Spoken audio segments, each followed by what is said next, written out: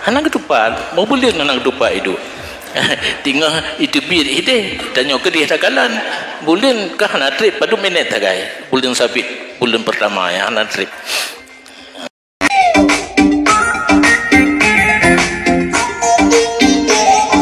Assalamualaikum warahmatullahi wabarakatuh. Saudara Lun fi ayyi makan, semoga sehat-sehat dan baik-baik saja.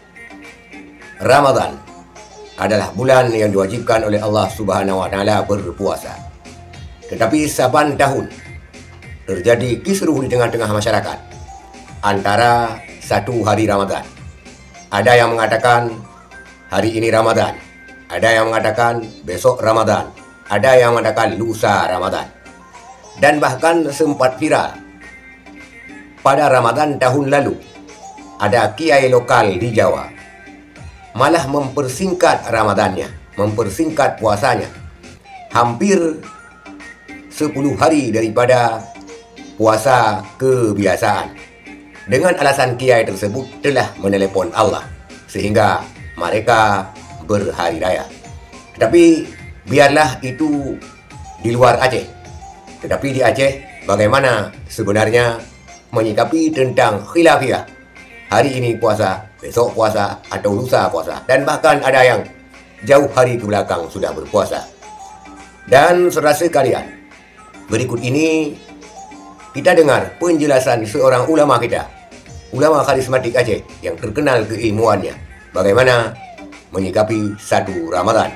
Inilah videonya. Kamu di Mudi, Tanah Merah, Belang Beladih awal tapi di mata menteng na Abu Tanah Merah dan Abun di Mesir Raya. Abun dan Jongan sepakat urangnya hana patih lu hana pu nya urang je hana nepatih hang ketua ambunan ron.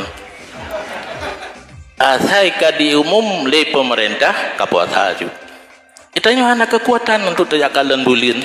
Nacid bak kamu di Tamalanga ulama yang geebot jakalan bulan gede karena menyahino pada itanya ngan telawah payah ulaut mau padu kilometer gede hantom dia ilung pikiran long karena lu nubur katanya hana pagahaba mentang abun kan si anak tu pai 2 bulan cuma karena bengeh ke pemerintah konsep banyak hanji pati pemerintah ke jakalan gera truk lah tahun hana de mungkin anak ketupat mau boleh anak ketupat itu.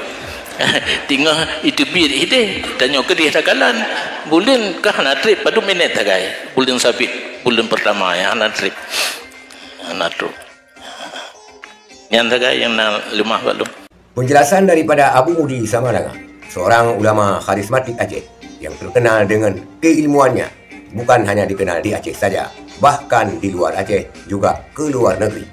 Beliau berpesan, ikutlah pemerintah sebagaimana ulama-ulama lain yang ada di Aceh, pimpinan-pimpinan daerah lain yang ada di Aceh, untuk mengikuti anjuran daripada pemerintah.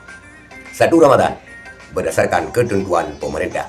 Tidak usah panik, tidak usah bingung, tidak usah linglung. Pemerintah memutuskan satu Ramadan Senin, puasa Senin.